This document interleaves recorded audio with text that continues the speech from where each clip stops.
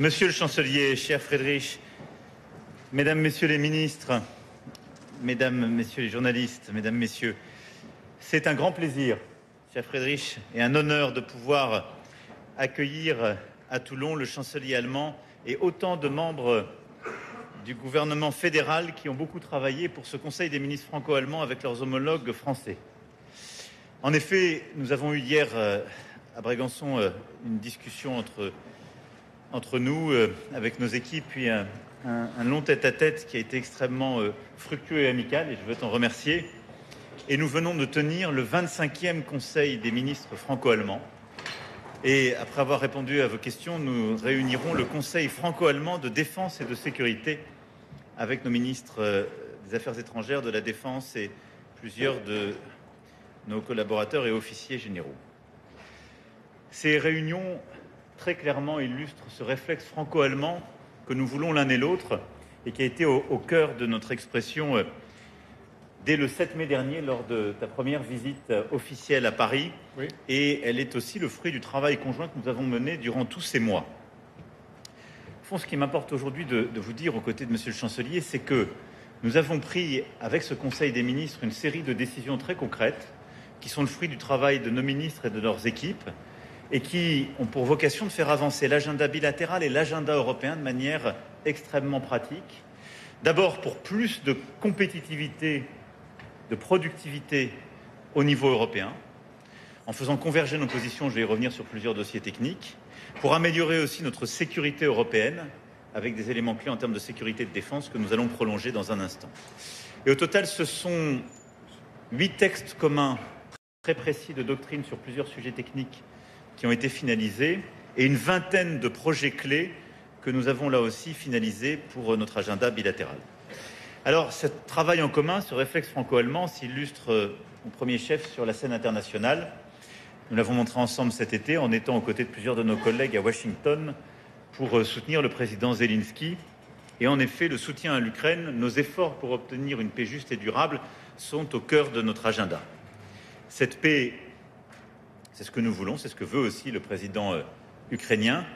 Et je le dis avec d'autant plus de force et de solidarité après ces derniers jours où les attaques ont repris avec force, de manière là aussi inédite pour les derniers mois, où à nouveau des civils ukrainiens ont été touchés et où on le voit bien, l'écart qu'il y a entre les prises de position dans les sommets internationaux ou avec les autres dirigeants du président Poutine et la réalité sur le terrain montre à quel point celui-ci est insincère. Les prochains jours seront déterminants, qui marqueront la fin de la période que nous nous étions donnée avec le président Trump et le président Zelensky pour obtenir les premières rencontres. Et nous continuerons d'exercer la pression pour que des sanctions supplémentaires soient prises par nous-mêmes, et nous y sommes prêts, mais aussi par les États-Unis d'Amérique pour forcer la Russie à revenir autour de la table des discussions, en même temps que nous devons contenir notre soutien. Nous avons hier soir, et nous y reviendrons tout à l'heure aussi, évoqué la situation au Proche-Orient. Je vais ici vous dire que le désastre humain dans la bande de Gaza est intolérable. L'état de famine qui a été déclaré par les Nations Unies est très clairement le résultat du blocage de l'aide humanitaire. Et nous partageons la conviction d'abord qu'il faut absolument cesser le combat, reprendre les accès humanitaires et l'aide aux populations civiles et obtenir un chemin de paix qui soit un chemin politique de discussion avec toutes les parties prenantes. Mais le cessez-le-feu immédiat dans la bande de Gaza, là aussi une paix durable pour Israël comme pour les Palestiniens et la région, ne peuvent être assurés que si une solution politique est mise sur la table dans le cadre d'une solution à 2 États. Nous avons pu évoquer aussi les solutions de court terme. Je veux ici dire combien le chancelier a pris la décision très courageuse de cesser toute exportation d'armement susceptible d'être utilisé à Gaza. Je tiens à la saluer. La France avait pris le même engagement il y a plus d'1 an et cette position doit être rejointe par le plus grand nombre et c'est aujourd'hui notre priorité. Parlant de la région, nous avons également ensemble, et nos ministres des Affaires étrangères ont formalisé cette décision commune avec leurs collègues britanniques d'adopter une position de grande fermeté à l'égard de l'Iran pour que le programme nucléaire ne soit pas repris. Et donc, compte tenu des violations persistantes par l'Iran de ses obligations, nous activerons la réimposition des sanctions, ce qu'on appelle le mécanisme de snapback, à moins que l'Iran, dans les semaines qui viennent, n'entre dans une négociation sérieuse et transparente qui justifierait de différer cette échéance. Ce n'est pas le cas pour l'instant. Le Conseil franco-allemand de défense et de sécurité que nous allons tenir permettra de revenir sur de nombreux autres sujets, questions stratégiques, questions capacitaires communes, qu'il s'agisse là aussi de nos capacités communes de bâtir missiles dans la longue portée, d'avoir des mécanismes d'alerte précoce conjoints, mais également nous pourrons réitérer l'importance des grands projets d'équipement stratégique, qu'il s'agisse de l'avion et du char du futur. Et donc c'est une volonté commune de bâtir plus d'intimité stratégique, de renforcer nos grands projets communs, d'en bâtir de nouveaux. Et je veux saluer l'engagement commun de nos ministres et de leurs équipes.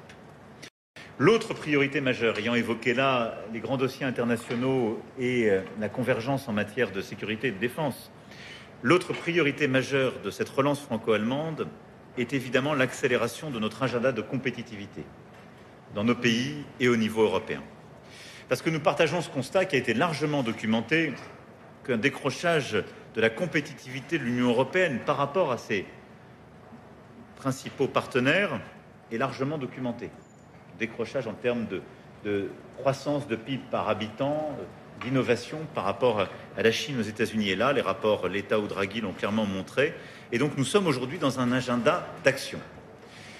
Et les différences qui pouvaient exister sur plusieurs dossiers ne facilitaient pas l'accélération européenne. C'est ce que nous avons réglé ces dernières semaines et consacré lors de ce Conseil des ministres. En matière énergétique, nous avons travaillé au réalignement de nos politiques autour du respect du principe de neutralité technologique et de non-discrimination au sein de l'Union européenne à l'égard de toutes les énergies bas carbone. C'est une avancée majeure, mais c'est ce que nous partageons pour pouvoir diminuer les coûts, garantir la sécurité d'approvisionnement et atteindre nos objectifs climatiques. Et au fond, en ayant cet agenda de neutralité technologique et de non-discrimination, nous accroissons nos chances d'un agenda qui réconcilie souveraineté, compétitivité et décarbonation. Je salue aussi la décision de lancer une étude par nos opérateurs de réseau pour aboutir à une vision commune à l'horizon 2050 de nos marchés énergétiques, afin de contribuer au réalignement de nos stratégies énergétiques et au bon calibrage de nos investissements qui bénéficieront à toute l'Europe. Mais le faire en franco-allemand, rapprocher notre analyse des besoins de réseau est absolument clé si nous voulons ancrer là une convergence de tous les pays européens. Et vous savez pourquoi ? C'est parce que notre Europe ne s'est pas bâtie en construisant un marché intérieur de l'énergie. Et donc c'est ça ce que nous sommes en train de réparer, si je puis dire, depuis 2 ans à l'occasion de la crise.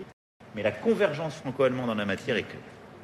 L'agenda de politique commerciale de l'Union européenne est un autre grand sujet sur lequel le chancelier et moi-même avons souhaité donner une nouvelle impulsion dans le contexte d'instabilité toujours plus grande des relations commerciales. Nous sommes déterminés à défendre ensemble les législations, la souveraineté numérique de notre Europe. Pas de doute là-dessus, quels que soient les propos récents. Nos 2 pays vont travailler à un nouvel agenda aussi de politique commerciale pour l'Union européenne, pour diversifier nos partenariats et chaînes de valeur, tout en renforçant la compétitivité européenne et en garantissant des conditions de concurrence véritablement loyales et équitables. Nos 2 pays pourront se coordonner dans le cadre de la préparation du prochain G7, dont la France aura la présidence, ou encore de la task force qui a été créée récemment afin d'avoir un diagnostic partagé sur les relations entre la Chine et l'Europe et les déséquilibres mondiaux. Et nous en avons eu rapport ce matin. En matière industrielle, nous avons là aussi cherché à garantir une concurrence équitable et nous avons décidé de travailler ensemble pour garantir une préférence européenne dans les secteurs de production industrielle essentiels et critiques, y compris dans notre commande publique. C'était jusqu'à récemment un tabou européen et nous sommes en train d'avancer là de manière très pragmatique. Nous nous sommes mis aussi d'accord pour porter ensemble auprès de la Commission une même approche pour la réforme du mécanisme d'ajustement carbone aux frontières, ce qui était un point très attendu, afin d'éliminer toute possibilité de contournement et de fuite de carbone. C'est très attendu de plusieurs secteurs industriels, au premier chef l'acier et plusieurs autres. Et je crois que c'est là aussi un travail important de nos ministères. Nous appelons également à une mise en œuvre ambitieuse des plans d'action de la Commission européenne visant à soutenir les industries européennes traditionnellement fortes, l'acier que j'évoquais et la sidérurgie, mais également la chimie, l'automobile. Et nous mènerons ensemble un travail dans les prochains jours pour finaliser une feuille de route commune sur le secteur automobile avant le dialogue stratégique du 12 septembre prochain. La convergence franco-allemande dans tous ces domaines doit permettre d'obtenir des décisions concrètes avant la fin de l'année et nous tiendrons des points réguliers mensuels et nous aurons, avec les ministres compétents, un point en fin d'année sur tous ces sujets pour que les résultats soient obtenus. La coordination entre nos deux pays doit permettre aussi de contribuer à la souveraineté numérique ainsi qu'à la compétitivité économique sur les technologies de pointe.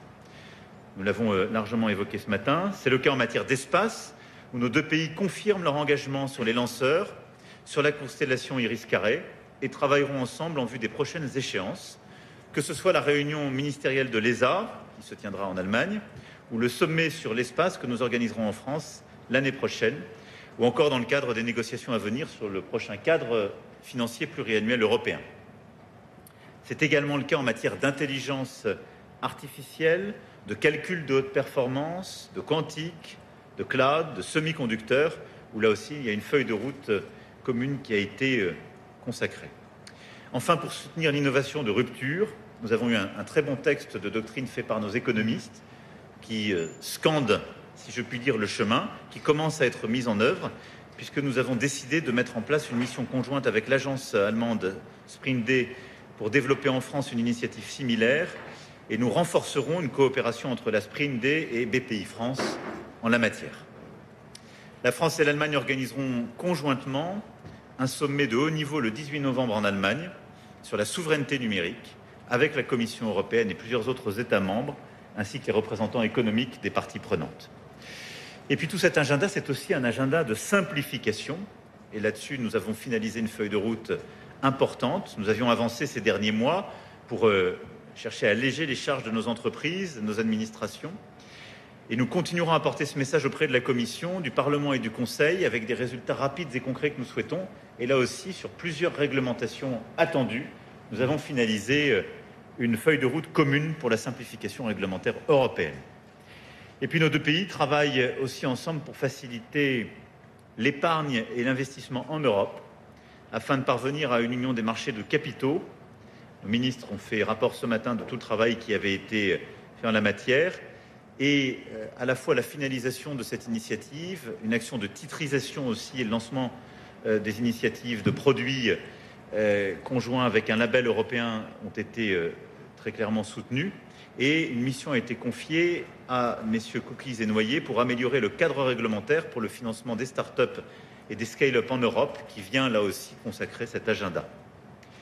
Au-delà de toutes ces initiatives économiques pour améliorer notre compétitivité, notre innovation, notre croissance et nourrir l'agenda européen, nous avons également abordé l'agenda de convergence franco-allemand, en particulier la synchronisation de nos réformes économiques et sociales. Nous avons devant nous beaucoup de réformes structurelles à conduire. Je veux saluer le sommet qui s'est tenu à Berlin le 1er juillet dernier, sommet social franco-allemand qui était une première.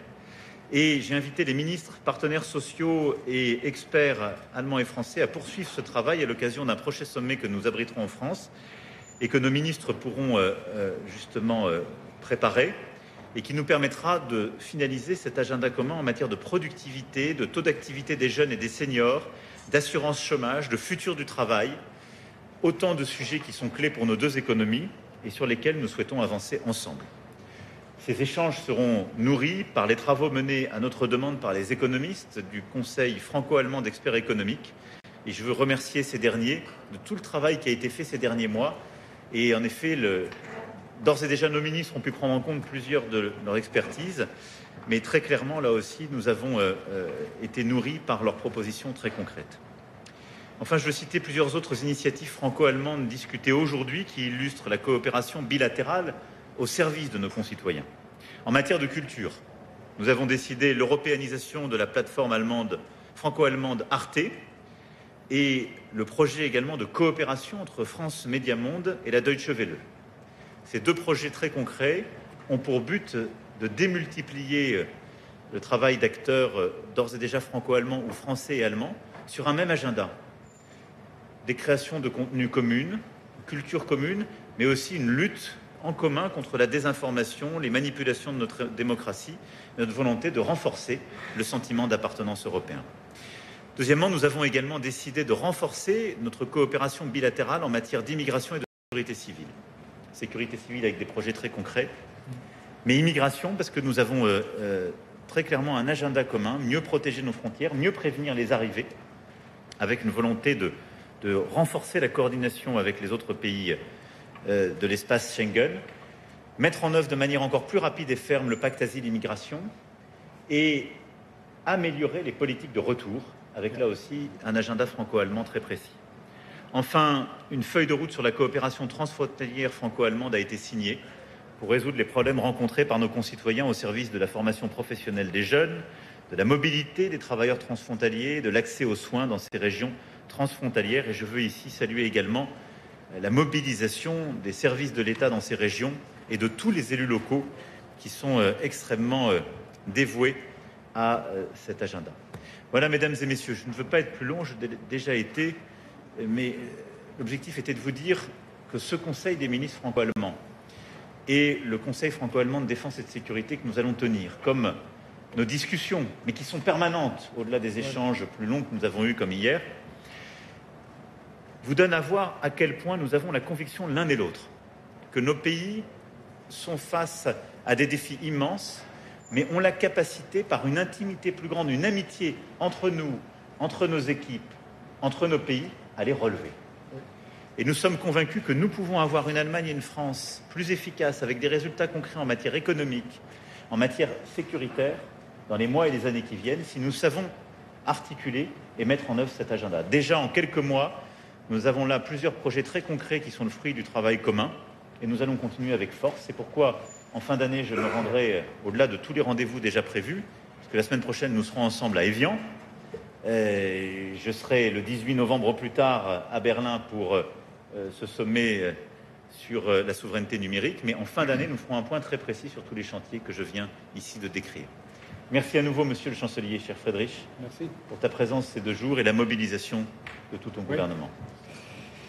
Monsieur le Président, cher Emmanuel, d'abord, au nom du... Vous venez donc de suivre ce propos liminaire de cette conférence de presse commune entre le chancelier allemand et le président Emmanuel Macron. Pour en parler sur ce plateau, Patrick Sauchef du service international BFM TV est là, Aurore Malval, rédactrice en chef du site du magazine Marianne, et Jérémy Trottin, éditorialiste politique BFM TV. Merci à vous trois. Alors bien évidemment, on ne va pas se voiler la face. Ce qu'on attend, c'est la deuxième partie.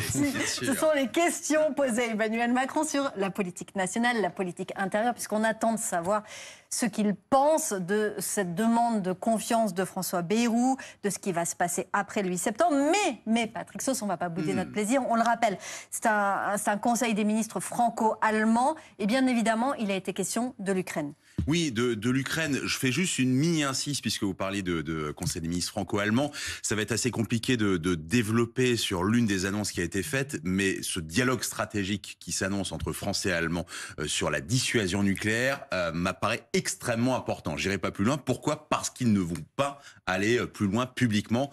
Est-ce qu'on va protéger l'Allemagne avec notre dissuasion nucléaire ? Impossible de le dire, évidemment, cette dissuasion, elle est française et elle a une dimension européenne. Ça, c'est important. Mais évidemment, il a été question de l'Ukraine, notamment après la dernière série de frappes, la nuit, non pas dernière, mais la nuit d'avant. C'est la plus grosse et la plus meurtrière nuit de frappes russes sur Kiev depuis le mois de juillet, avec plus d'une vingtaine de morts. Et en réponse supplémentaire, eh bien, les Français et les Allemands ont décidé de fournir plus d'aide anti-aérienne. Ça n'est pas anodin, ça coûte très cher. Lorsque vous voyez déjà pour notre propre défense, on n'en a pas assez, tout simplement, on va être très transparent. Des systèmes, ce qu'on appelle Mamba pour la France, ou Patriot, ce sont des systèmes américains pour les Allemands. C'est un vrai effort qui est fait par des 2 côtés du Rhin pour continuer à aider les Ukrainiens. On le rappelle, lorsque vous avez 600 drones, missiles qui vous tombent dessus, c'est la saturation et c'est le but des Russes que les Ukrainiens finissent avec des systèmes antimissiles qui soient totalement vides. Donc l'idée de les aider est très importante. C'est la suite également de ce que disait la présidente de la Commission européenne, Ursula von der Leyen. On s'achemine vers un nouveau paquet de sanctions à l'encontre de la Russie. Là aussi, je sais bien que les téléspectateurs français se disent « ça fait 18 paquets de sanctions et il ne se passe rien ». On comprend à la fois dans les sanctions, mais aussi dans les frappes, cette fois-ci ukrainiennes contre la Russie sur des dépôts pétroliers, qu'il est en train de se passer quelque chose. On voit des files d'attente devant les stations-service russes. On voit que les exportations sont en train également de s'arrêter parce que ça touche vraiment à l'économie et qu'il y a donc la volonté, c'est ce que disait Emmanuel Macron, de pousser et de forcer Vladimir Poutine à la négociation, avec tout de même ce petit tacle à Donald Trump et à son sommet d'Anchorage. Il y a un écart, je cite Emmanuel Macron, il y a un écart entre les sommets et la réalité. Souvenez-vous, Donald Trump, il y a une bonne dizaine de jours, annoncé 1 à 2 semaines pour un sommet entre Poutine et Zelensky. On n'est pas prêt de le voir, ce sommet-là. Alors, l'information principale concernant le dossier ukrainien, c'est, vous l'avez dit Patrick, la fourniture de davantage de défense antiaérienne. Pour autant, vous le disiez à l'instant, l'écart entre les sommets diplomatiques et le terrain, on a un Vladimir Poutine qualifié d'insincère, on a le sentiment que le couple franco-allemand fait ce qu'il peut, mais au fond, il ne peut pas grand-chose face à la Russie. C'est difficile, j'en profite pour dire que le couple franco-allemand, c'est une expression française. Les Allemands, ils disent le moteur franco-allemand. C'est un peu moins romantique, mais plus pragmatique. Vous comprenez, je tombe un petit peu dans les clichés franco-allemands, mais le fait est que, effectivement, ça reste extrêmement difficile. On a un chancelier qui est beaucoup plus volontariste sur ce dossier que Olaf Scholz, qui restait encore à la manière d'une Angela Merkel sur un passé assez compliqué entre des Allemands et des Russes qui leur fournissaient depuis des décennies, et c'était l'URSS avant, l'énergie. Il a fallu du temps, il a fallu une vraie révolution culturelle, presque philosophique des Allemands pour se dire il faut qu'on se détache totalement de la Russie et de notre dépendance au gaz. On a un Friedrich Merz qui, lui, est beaucoup plus enclin à soutenir l'Ukraine, peut-être pas jusqu'à l'arrivée de soldats allemands sur le sol ukrainien. Il a tout simplement, lui, un problème avec sa propre population, mais aussi, évidemment, en termes de diplomatie, je me mets un peu dans la peau de Vladimir Poutine, mais remettre des soldats allemands sur le sol ukrainien 80 ans ou plus de 80 ans après l'opération Barberousse et l'envahissement de l'URSS par les armées nazies, évidemment, ça ne passe pas. Mais il a envie d'en donner plus. Pourtant, eh bien, pour l'instant, ça ne fait absolument pas fléchir Vladimir Poutine, qui a encore qualifié Emmanuel Macron d'insultant et a exprimé vraiment sa dénonciation, en tout cas de grossièreté, selon lui, après le fait que Emmanuel Macron ait parlé d'ogre pour qualifier Vladimir Poutine. Jérémy Trottin, un petit mot sur les derniers mots d'Emmanuel Macron avant de laisser le chancelier allemand prendre la parole. Il a donné des rendez-vous. Il a donné des rendez-vous en novembre, il a donné des rendez-vous à la fin de l'année. Et on le sait, en France, côté national, il y a une petite musique qui monte du côté des partis d'opposition appelant à la démission d'Emmanuel Macron. C'est une façon tout de même en creux d'affirmer « je suis là, oui. Je reste là ». Oui, on voit que le chef de l'État, en plus, c'est les échos qu'on a eus dernièrement, à la fois au Conseil des ministres, qui se montrait extrêmement combatif, et qu'il était pour lui hors de question, bien sûr, de lâcher cette présidence de la République d'ici à la fin de son mandat.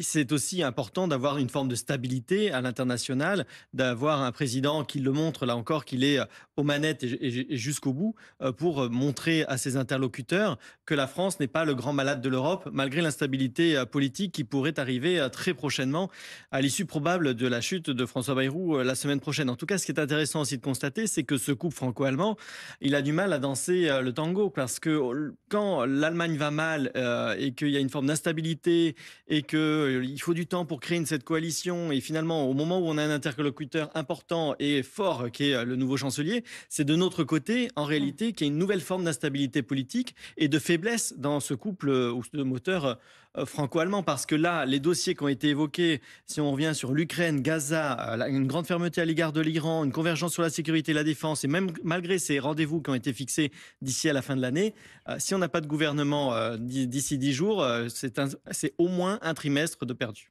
Alors, Aurore Malval, on évoquait tout à l'heure le déplacement de François Bayrou à la foire de Châlons, mais on a le sentiment que son avenir est scellé, son avenir politique à Matignon, et donc la pression se fait de plus en plus forte sur le président de la République, avec peut-être à terme, dans quelques semaines, peut-être dès le 8 septembre, la nécessité soit de trouver un remplaçant à François Bayrou, soit peut-être de convoquer de nouvelles élections législatives. On sent le président qui est là et en première ligne, et c'est la raison pour laquelle on va l'entendre et on va l'interroger dans quelques minutes.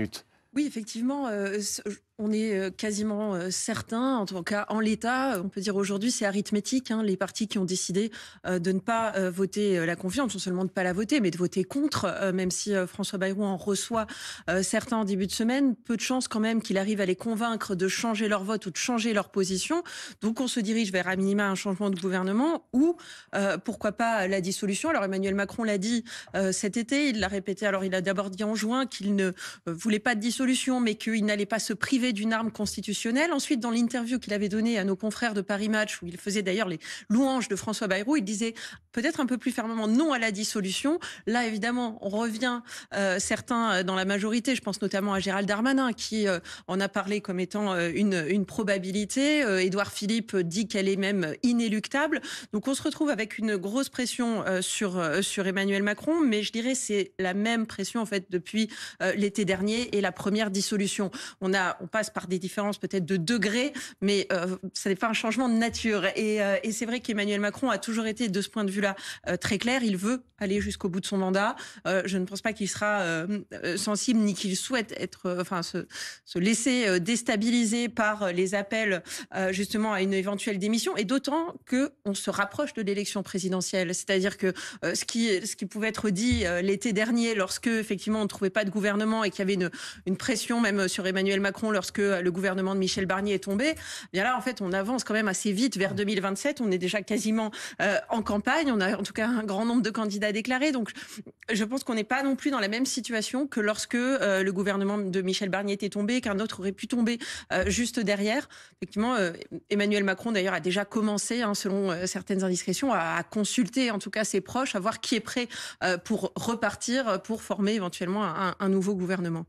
Jérémy Trottin, c'est donc très particulier ce Conseil des ministres franco-allemands, sans le Premier ministre d'ailleurs, qui lui est à Châlons-en-Champagne et essaye tant bien que mal de sauver sa peau. C'est vrai que c'est une drôle de partition. Oui. On aurait pu imaginer au contraire que François Bayrou puisse s'afficher à côté du chef de l'État aujourd'hui, montrer qu'il y avait une forme d'équipe, finalement un des leaders qui étaient proches. Pardon, Jérémy, priorité au direct, on écoute les questions posées au président de la République. Contraire dans les deux pays. Après les discussions aujourd'hui, pour un chancelier fédéral, est-ce que c'est d'accord que des réacteurs nucléaires français fonctionnent également avec des budgets européens? Et Monsieur le Président, que valent tous ces documents face à l'instabilité politique de votre gouvernement? For Ukraine, in the face of the continuing attacks by Russia, what will that mean in concrete terms? Es gibt dans la politique énergétique, il y a des décisions de principe différentes en France et en Allemagne, mais cela n'est pas un obstacle à notre coopération, loin de là. Nous sommes convenus d'une coopération encore plus étroite en politique énergétique. Katharina Reich et leur homologue l'ont présenté aujourd'hui lors de la réunion. Et dans les réseaux d'énergie, nous allons également coopérer étroitement et sur la question de savoir si l'énergie nucléaire sera appuyée par des fonds européens. On va défendre notre position à Bruxelles. Peut-être vous avez déjà deviné ma position, mais c'est une question que nous aurons à décider à Berlin. Mais encore une fois, s'il y a peut-être des expériences historiques différentes dans certains domaines politiques, ce n'est pas une raison pour laquelle on ne peut pas approfondir la coopération avec la France. Monsieur le chancelier a ainsi redit les choses et je veux ici dire combien toutes les énergies bas carbone souveraines produites en France sont importantes justement pour réconcilier ces objectifs que nous avons de part et d'autre du Rhin et dans toute l'Europe, un objectif de compétitivité, de souveraineté et de climat. Sur ce qui est ici décidé et soutenu, je veux dire ici que ça n'est pas contingent aux échéances à venir. D'abord, je ne veux pas préempter ces échéances. Vous avez raison de dire qu'il y a des échéances importantes dans la vie parlementaire du pays, mais elles dépendent d'un vote qui va se tenir dans quelques jours. Donc je me garderai bien ici de préempter ce vote ou de le commenter par respect pour les parlementaires, mais le Premier ministre a posé une équation simple qui me semble factuelle et qui me semble d'ailleurs au cœur de la convergence franco-allemande et du constat que tous les partis de gouvernement peuvent faire. Ensuite, nous avons ces dernières années connu des vies politiques en Allemagne et en France différentes. Mais elles n'ont jamais empêché le couple franco-allemand d'avancer quand il avait de l'ambition. Et donc je me porte là, vous parlant d'un endroit où je serai dans les 20 mois qui viennent, pour vous dire que les feuilles de route que nous signons avec les ministres engagent la France dans sa continuité. Elles sont importantes et parce qu'elles sont de l'intérêt fondamental de l'Allemagne, de la France et de notre politique européenne. Donc c'est le fruit d'un travail commun des ministres, du solide. Et il y a des débats, il y a de la vigueur dans la vie politique française en ce moment. Pour autant, je pense que ce dont la France a besoin, c'est de détermination, d'ambition et de stabilité. Enfin, sur l'Ukraine et le soutien à l'Ukraine dans le contexte que nous connaissons, il est multiforme. C'est d'abord un soutien diplomatique. Nous ne pouvons laisser négocier d'autres pour l'Ukraine et donc pas de négociation sans l'Ukraine sur quelque sujet que ce soit. La deuxième chose, c'est que nous avons remis à Washington ensemble, dans le bon ordre, les discussions. D'abord les garanties de sécurité, avant toute discussion sur les territoires. Et puis c'est un soutien concret, d'abord militaire, que nous continuons d'avoir par des formations, du transfert de matériel et de capacité. Nous continuerons dans les prochaines semaines à court terme. Mais c'est la construction aussi d'un soutien dans la durée. Une paix juste et durable n'est possible que s'il y a des garanties de sécurité. Et c'est le sens même de cette coalition des volontaires que nous avons bâtie en février dernier. Nos chefs d'état-major ont fait un travail très important depuis la réunion de Washington, et je les en remercie pour préparer tout cela. Et les dernières heures ont encore permis de finaliser les contributions de chacun des pays. Nous sommes 30 pays membres de la coalition des volontaires, 30. Et de savoir qui fait quoi. Et qu'est-ce que c'est le soutien très concret à l'Ukraine pour une paix juste et durable? C'est d'abord une armée ukrainienne robuste. C'est la première armée d'Europe, aujourd'hui, l'armée ukrainienne. Et donc, c'est de savoir qui est prêt à la former, l'équiper, la financer, et comment. La deuxième chose, ce sont les forces de réassurance. Et donc, qu'est-ce qu'on est prêt à envoyer? Pourquoi? Dans quelle capacité? Air, terre et mer. Et la troisième chose, ce sont les forces d'appui qu'on pourrait positionner dans les pays voisins. Et donc, c'est ce qui est en train d'être finalisé. Et nous tiendrons dans les prochains jours avec Monsieur le chancelier Friedrich Merz, avec notre collègue et ami le Premier ministre Keir Starmer, l'ensemble des collègues et avec le président Zelensky, une nouvelle réunion, sans doute mixte, mais avec plusieurs qui seront en ligne, de la coalition des volontaires pour rendre compte justement du travail de nos chefs d'état-major dans les derniers jours et faire un point la semaine prochaine après la fin de l'échéance qui avait été fixée pour lundi.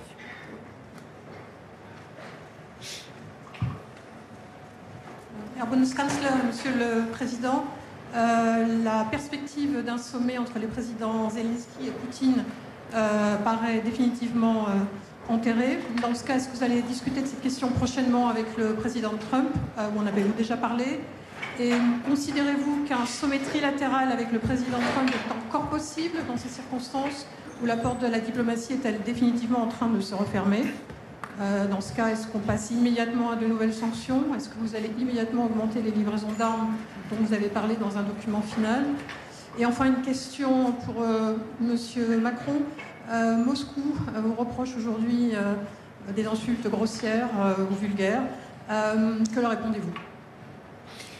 Sur la dernière question, je nie ces qualificatifs. Je ne suis jamais grossier ou vulgaire. Mais quand on dit qu'il y a un ogre aux portes de l'Europe, image qui a été prise par plusieurs, je crois que ça qualifie ce que les Géorgiens, ce que les Ukrainiens et beaucoup d'autres nations ressentent très profondément. C'est-à-dire un homme qui a décidé d'aller vers une dérive autoritaire, autocratique et de mener un impérialisme révisionniste des frontières internationales.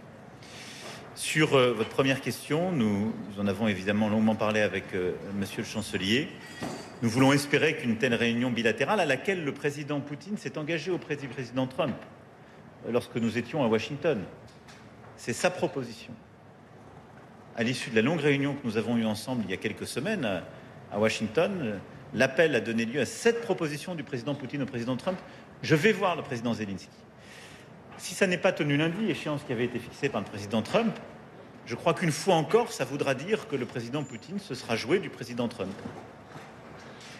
Je pense que ce n'est pas une bonne chose. Ce n'est pas une bonne chose pour nous tous. Et donc, ça ne peut pas rester sans réponse. Et donc, les prochains jours, je pense, seront consacrés. Nous parlerons l'un et l'autre au président Trump dans le week-end. Nous verrons lundi ce qu'il en est. J'espère que cette réunion va se déclencher et se tiendra. J'espère que la réunion trilatérale se tiendra.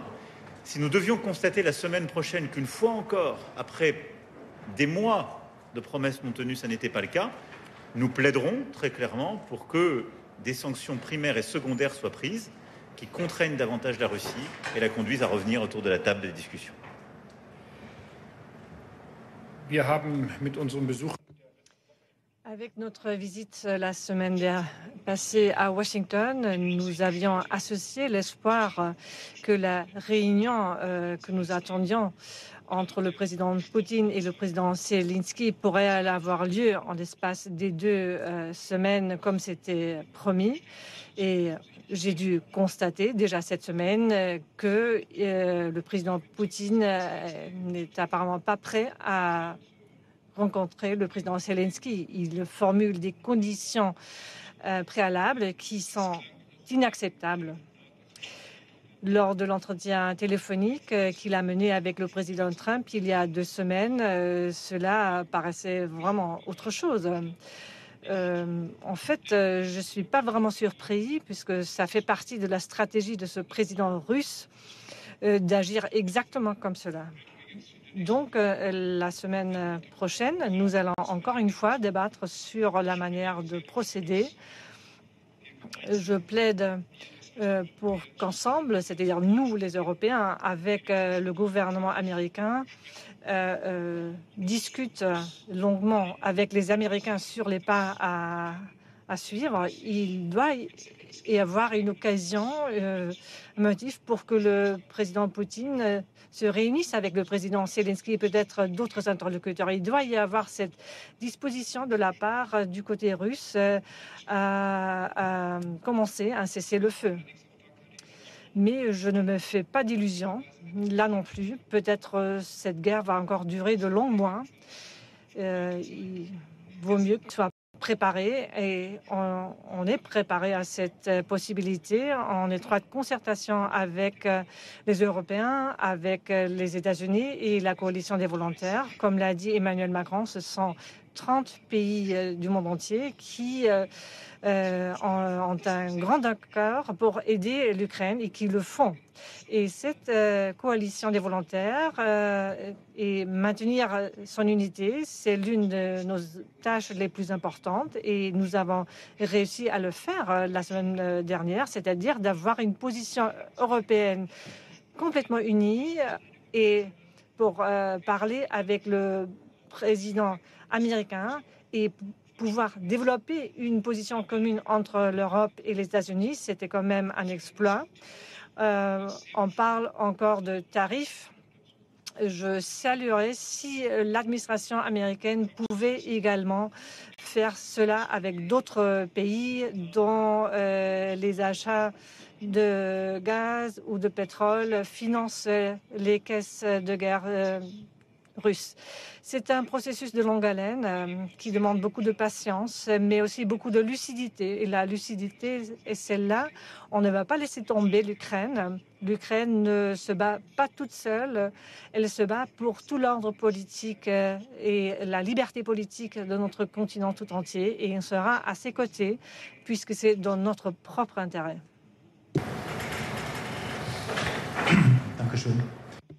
Merci.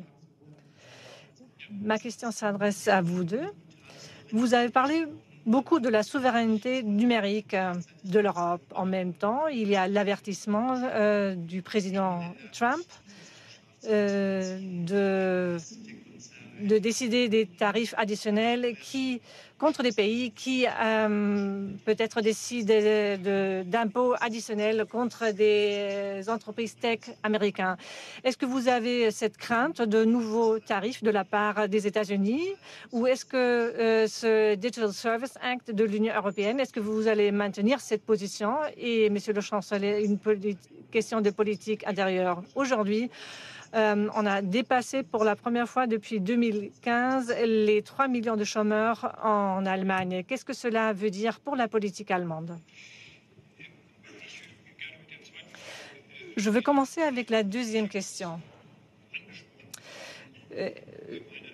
Je l'ai dit aujourd'hui lors de mon intervention inaugurale au Conseil des ministres franco-allemands, qu'on a entendu ce chiffre aujourd'hui, ce qui est une preuve qu'il faut réformer le marché du travail. Il faut des réformes de la politique économique, des procédures d'autorisation, etc. Nous voyons une grande disposition à investir en Allemagne. Vous vous souviendrez de la réunion avec une soixantaine d'entrepreneurs allemands qui m'ont dit qu'ils vont investir 600 milliards d'euros dans les sites allemands et d'ouvrir de nouveaux sites. Mais bien sûr, cela dépend des conditions cadres. Pour pouvoir réaliser ces investissements. Et actuellement, l'Allemagne n'est pas vraiment attractive pour ces investissements. Il va falloir améliorer les conditions cadres. Nous avons ce problème d'un manque de compétitivité par rapport au prix. On va y travailler et on est en train de le faire déjà au sein de la coalition. En ce qui concerne la souveraineté numérique, ce n'est pas avec une grande joie, mais en voyant les nécessités, nous avons accepté une politique commerciale asymétrique avec les États-Unis par rapport aux tarifs. Je l'ai déjà dit au président américain et je le répète ici, la question à savoir comment l'Union européenne régule tout le marché numérique et comment elle définit les impôts sur les entreprises, c'est une expression de la souveraineté européenne. Et on ne va pas accepter par qui que ce soit nous menace de représailles contre l'Europe. Nous savons par nous-mêmes que nous pouvons et devons améliorer nos réglementations, mais nous le faisons dans notre propre intérêt et pour notre propre intérêt. Et ça ne sera certainement pas parce qu'il y a eu des interventions, des propos d'un pays qui n'a peut-être même pas de régulation. On peut bien sûr débattre sur le fond, mais la souveraineté législative de l'Europe et dans les États membres ne peut pas être remise en question par personne. Sur le dernier point, et celui de la souveraineté numérique, je souscris pleinement, et nous en avons longuement parlé ensemble, à ce que vient de dire Monsieur le Chancelier. Les décisions fiscales et réglementaires, c'est le monopole de nos parlements nationaux et, pour ce qui est des régulations numériques, du Parlement européen. Et donc nous ne laisserons personne d'autre décider pour nous de cela. Et donc à coup sûr, si de telles mesures étaient prises, elles relèveraient de la coercition et elles appelleraient une réponse des Européens. Mais nous ne pouvons laisser aujourd'hui menacer notre secteur du numérique ou les régulations que nous avons choisies pour nous-mêmes et qui sont une nécessité. Et donc là-dessus, nous serons inflexibles et il y a une très forte convergence franco-allemande. Au-delà de ce sujet des régulations et des menaces sur justement les décisions que nous avons pu souverainement prendre et qui continueront d'être souverainement prises, la souveraineté se définit aussi en termes concrets, c'est d'avoir des solutions industrielles. Et c'est tout le sens du sommet qui s'organisera à Berlin le 18 novembre prochain et que, avec plusieurs autres collègues européens, nous porterons ensemble et avec la Commission, c'est dire que nous avons besoin aussi de bâtir des acteurs et des solutions européennes. Nous y œuvrons en termes d'intelligence artificielle, en termes de quantique. Nous avons aujourd'hui beaucoup de retard dans ce domaine en matière de cloud, où nous sommes dépendants de solutions qui sont américaines. Et nous ne voulons pas tomber dans une même dépendance aussi sur les questions spatiales qui sont très liées. C'est pour ça que la souveraineté, ce sont nos règles, et là-dessus nous serons inflexibles. Les Européens décident pour eux-mêmes et personne d'autre, et nous répondrons par les mécanismes qui existent d'anti-coercition si nous étions menacés ou imposés de tarifs sur ce point. Et ensuite, nous devons travailler à la souveraineté concrète, c'est-à-dire nos solutions, nos industriels et nos réponses. C'est notre agenda. Santé. Monsieur le chancelier, monsieur le président. Bonjour, Hugo Capelli, BFM TV. Monsieur Macron, cette question est pour vous. Vous avez déjà parlé de l'importance de la stabilité en France au vu du contexte international. Pourquoi donc avoir donné ce feu vert à ce vote de confiance à l'Assemblée qui, à ce stade, semble voué à l'échec? Et si, suite à ce vote de confiance, il y a un blocage politique, est-ce qu'une dissolution est inéluctable ou faut-il même démissionner, comme le réclament certains responsables politiques? Merci. Alors, d'abord, j'ai une longue discussion avec le Premier ministre. Est-ce qu'il a raison de mettre en vérité, en responsabilité, les forces politiques et parlementaires face à la situation qui est connue du pays et qu'il avait exposée après la session parlementaire en juillet? Et je crois que c'est fait avec méthode. Il y a un travail qui a été conduit par le gouvernement. Le Premier ministre expose un plan. Il faut rentrer ensuite dans le temps des discussions sur les mesures techniques. C'est ça le budget. La question de confiance qu'il pose, elle n'est pas pour lui, pour le gouvernement. Elle est pour dire, est-ce que vous êtes d'accord avec le constat et les principes? Parce que si vous n'êtes pas d'accord avec le constat et les principes, on ne va pas pouvoir se mettre d'accord sur les mesures techniques. C'est ça la question qui est posée. Donc je pense qu'elle est posée dans le bon ordre. Elle est posée avec le sens de responsabilité, avec un constat qui est établi et avec je crois très profondément, des principes d'efforts partagés. Et au fond, le défi qui est le nôtre n'est absolument pas insurmontable. Il suppose de la rigueur, c'est-à-dire nous engager dans un mécanisme de réduction de certaines dépenses, tout en gardant nos priorités, notre défense, notre sécurité, nos investissements d'avenir, et en continuant d'investir dans notre recherche, notre éducation, notre santé, et de continuer à créer des emplois. Et vous savez quoi? On l'a déjà fait. Si vous prenez entre 2017 et jusqu'à la crise Covid, nous avons baissé les déficits publics en ayant une politique de stimulation de la croissance et de baisse du chômage. Voilà. Donc il faut simplement que tout le monde prenne ses responsabilités. Donc moi je veux croire que le travail que le Premier ministre va mener dans les prochains jours va permettre de convaincre que, même s'il y a des désaccords sur les mesures techniques, parce que tout est évidemment à discuter, même s'il y a des désaccords sur telle ou telle solution, il peut y avoir au moins des chemins d'accord sur le constat. Je note d'ailleurs que de l'autre côté du Rhin, il apparaît qu'un parti conservateur avec un parti socialiste arrive à travailler ensemble sur des constats communs. Ils ont des différences sur... Puis ils les règlent en discutant. Enfin, ils ont quand même un constat commun sur... Donc c'est pas totalement fou ce que propose le Premier ministre. Ça existe pas si loin de chez nous. Et ça marche. Donc je pense que c'est possible. Pour le reste, je ne fais pas de politique fiction. Il y a juste une de vos hypothèses que je peux tout de suite tourner, c'est que pour ce qui me concerne, je crois dans la démocratie. La démocratie consiste à ce que des gens votent pour un mandat donné. Le mandat qui m'a été confié par les Français et par personne d'autre est un mandat qui sera exercé jusqu'à son terme, conformément à l'engagement que j'ai pris à l'égard des Français, n'en déplaise, y compris à ceux qui ont été défaits à plusieurs reprises lors de ces mêmes élections. Monsieur le Président, Monsieur le Chancelier, cette conférence de presse est désormais terminée. Merci à tous et très bonne journée. Merci beaucoup. Merci à vous. Vielen Dank.